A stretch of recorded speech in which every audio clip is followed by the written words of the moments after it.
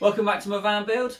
In this video we're going to have a go at fitting this LPG tank to the underside of my van. Now I'm a little bit nervous about this. I've never fitted gas before, I've never messed around with gas, but I've watched a few videos of other people doing these tanks and I've got plenty of advice of other people who have done this job before, and as far as I can see it should be fairly straightforward, so we'll find out. Now this tank is a 23 litre LPG tank. It came as a complete kit, which is pretty good. I think it cost £300 or so, but again I'll put a link to where I got this from in the description below the video.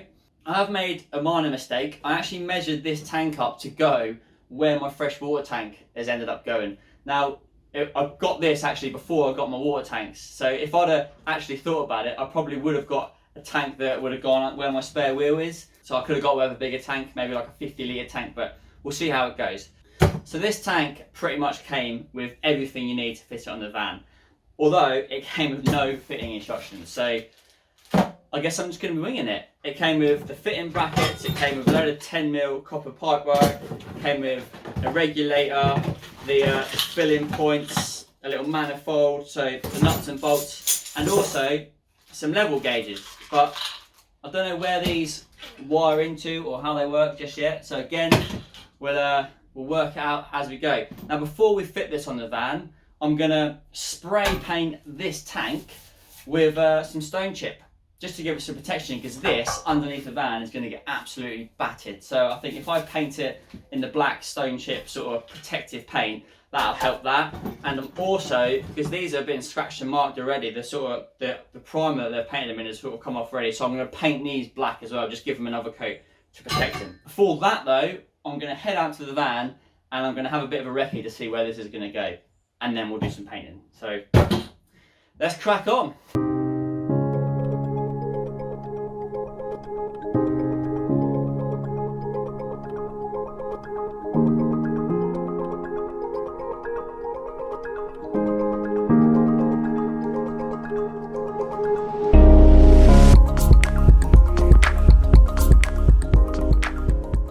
Under the van again. So because I'm clearly a bit of an idiot, the tank doesn't actually fit between the chassis rails at the back of the van where it was supposed to go. So I've got two options: either send the tank back and get another one that fits, which I don't want to do because it's always a pain in the arse sending stuff back, or, as you've probably just seen, rummage around the van and see if I can fit it somewhere else.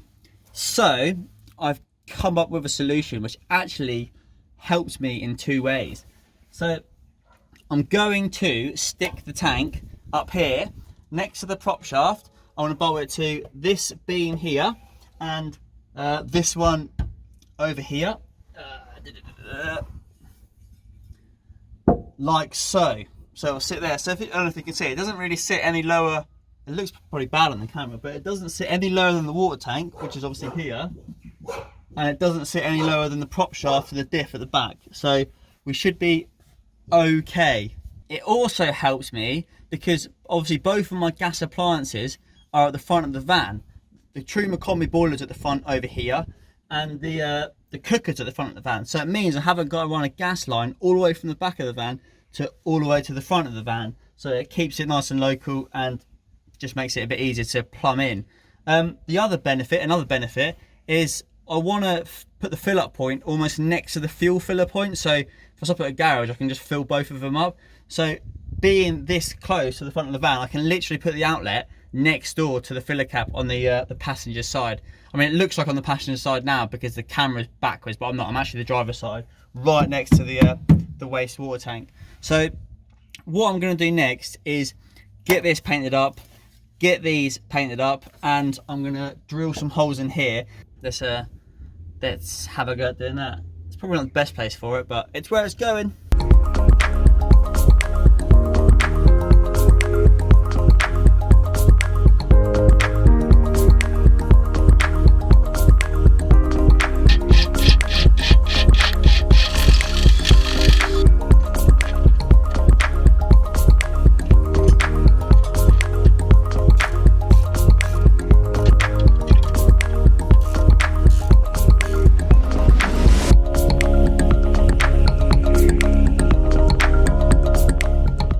Okay, this is the trial fit. So I've temporarily mounted it up just to sort of see how it all fits really, but it looks pretty good. So there's loads of clearance. You have a look under here. If you compare it, there you go, look. So you can't see it. It actually sits pretty level. It doesn't sit any lower than the diff. It kind of sits level with the prop shaft and this water tank. So I think that's actually an ideal spot. And again, I can run my pipe straight up the floor here with the waste, which brings me into the kitchen area. So it's perfect. Now, obviously I'm going to take all this off again and paint it all, but take you through what I've done. So I've drilled in to the chassis leg. I don't know if you saw enough, but this is not easy. I actually, there you go, so you can see it there. Yeah, so I fished a bolt through this hole here and then got it down and then put like a square plate on and then bolted it up. And actually, that's turned out to be pretty good. Same at the back here. So it's not going anywhere, it's all solid. So I've put a normal nut on there again and then lock nut over the top. I'm going to cut these down, these bolts, I think. So I think it'll be a little bit better. Yeah, just got to get it all off again now, give it a paint up, and then we can get it fitted properly. Cool.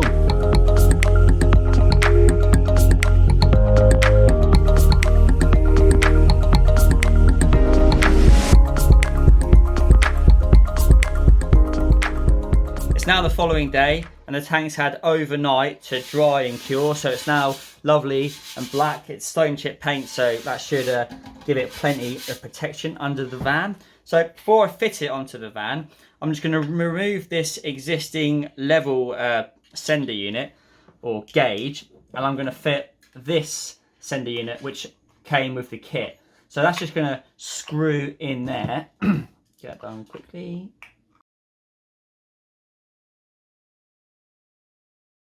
Okay, we'll finish that in a second. I just need to take that off to get a screw in. So this has got this flying lead. The black is ground and the green is a sender signal wire. So that will then connect onto this bit of 0.75 2-core flex that came with the kit. That'll then run in this Copex underneath the van and it will pop up somewhere, wherever I decide. And this level gauge will be mounted in the van somewhere. It's just sticky back, it will just stick somewhere. I'll work out in a bit where that's going to go. This has the green signal wire again, so they will just coming up. There's the black is the ground and the red is a 12 volt supply. It needs to be a clean supply, so I need to take a direct supply off my little 12 volt fuse box at the back of the van onto this. So again, I'll work out where that's going to go later on. So that's how the temperature sender unit works. So get this off, get that screwed down, get that soldered onto there and heat shrunk, and then for now I'm just going to tape it to the side of it, and then once I've got it all mounted up underneath the van, I'll work out where it's going to run. So let's get on with that.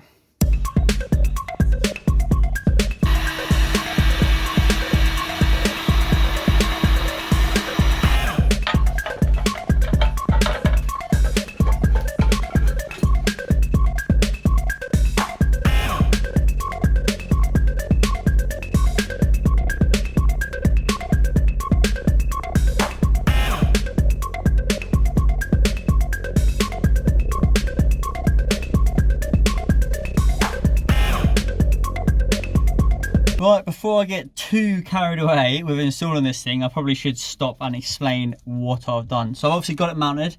Definitely would not recommend doing that on your own, because that was a massive pain in the ass, and I'll be honest, I'm not actually that happy with how it's installed, so it might end up being dropped later on and redone. But the rubber seals didn't go in there very well, and it's all a bit tight, so but it's in there. So got it in, as you can see, looks good. I'm going to give this a bit of a touch up once it's in. What I did was this hose here is the filler hose. So let me try and get this. This is really awkward when you're underneath a van. So you've got the outlet, obviously with the valve, and then you've got the inlet here.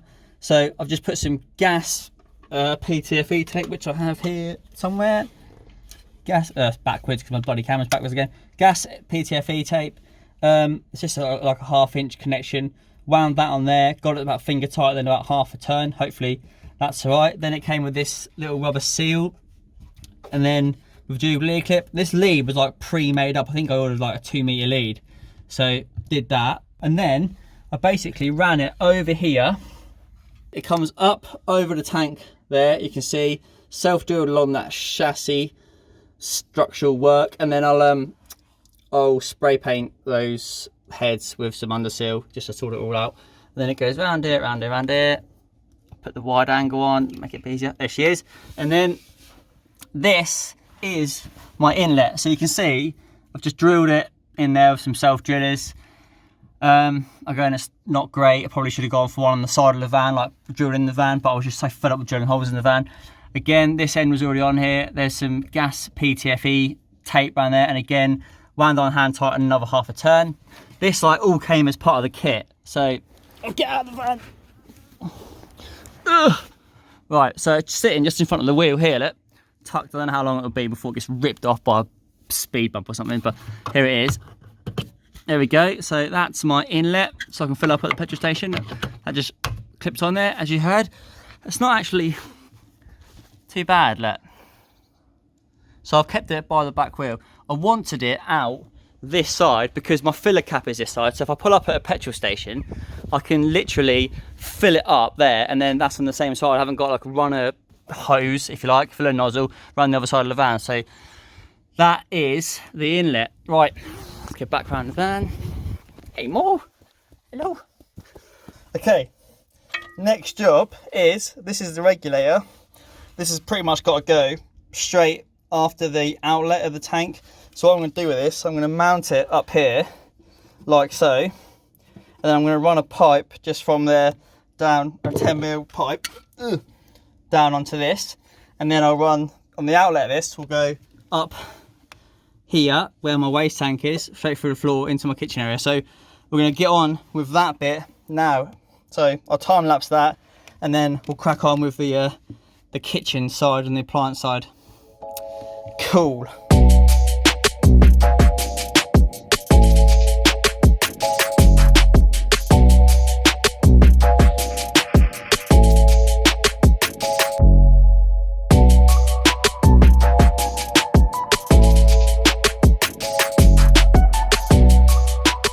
So I'm nearly done under here. The regulator is fitted. It just comes out of the outlet of the tank and then up over into the regulator. I'm assuming that's the inlet because the regulator's got an arrow on it that goes that way at the top. We can't see it from here. And then it goes out and under the van. This is a 1/2" BSP thread. So I've put the gas PTFE tape on that one. That one is like an olive compression joint. So I've not put any PTFE tape on that one. Same with that one, is an olive compression joint, so I won't put any on there. It then runs with the level gauge cable up through, now if you can see, the top of the van, or the floor of the van. Through here, I've just covered it. When I drilled the hole, I covered it in underseal. So it's all clipped nicely along here. The only thing I've got to do is I'm just going to coat all of these joints, joints and screws and self-drilled screws. I'm going to coat them all underseal just because I don't think it's going to do any harm. Right, so the pipe and the cable come up in the floor over here, as you can see, under the bath, so it's ideal. I'm going to run the pipe underneath my Truma ducting along here, and then I've got this manifold which I'm going to screw to the wall here right next to my dropout vent, so I think it's a perfect place. So it comes in there, and then one valve will be my Truma combi boiler and the other valve will be my cooker. So obviously the Truma combi boiler will just drop down, come along, and then into this inlet here for the combi boiler. And then the other one will come along here, it'll go up here and then into the cooker, and then the connection for the cooker is at the back, so we'll come to that later on. So we'll get that ran in, get the manifold mounted, get this connected up, and then we're done, thank God.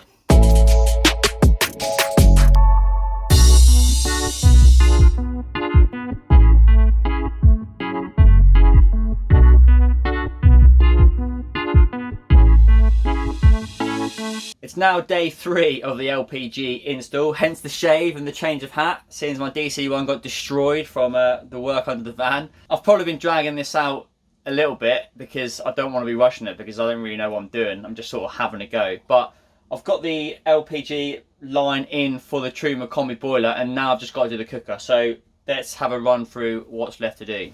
So as you can see, I've got this gas line in for my Truma combi. It just literally runs up and down to that valve there. The next one, which is what I'm now about to do, is to run this here from there. Just going to run it along down here and then up over to there somehow, and I've just marked out, so it'll run along the back here, and then I've just marked on here, this X is where the line's got to pop up, because this is the cooker, and as you can see, this is my gas inlet for the cooker. So I'm not going to connect it up yet because I need the worktop in, the worktop will go in the next couple of days. So by the end of the weekend, this should be connected up, but it's just a straight coupler connection, so it's pretty straightforward. This stuff, I think it's 8mm copper tube. If you're careful with it, you can sort of bend it with your fingers. So I haven't got a pipe bender, so all this is all bent with my fingers. I did actually mess one up, which is here. I bent it a little bit much, and it put, that's this side, it put like a flat spot in it, and I wasn't happy with that, so I made another one, just like I say, real gradual bends. So I'm going to do the same with this. This is going to be interesting because it's obviously got about 1,000,000 bends. I need to try and route it carefully up to there. But if anyone doesn't know how to do these, I will run through quickly. So obviously I cut the end using my pipe cutter, which is here, my cheapy Wix adjustable pipe cutter, and then I stick the nut on the end like so, and then the olive like so, and then push it in and then wind the nut up. It's as simple as that. What I've been doing is sort of going hand tight as hard as I can, and then like half a turn on this, because you don't want to over tighten it and then flatten the olive and flatten the brass. So hopefully it won't leak. I'm going to get all this pressure tested before I get it filled up. I've got a plumber friend who is hopefully going to do that for me. But yeah, let's get this baby ran in, and then that'll be the LPG work complete. And then we just got to try and work out where the level gauge is going to go.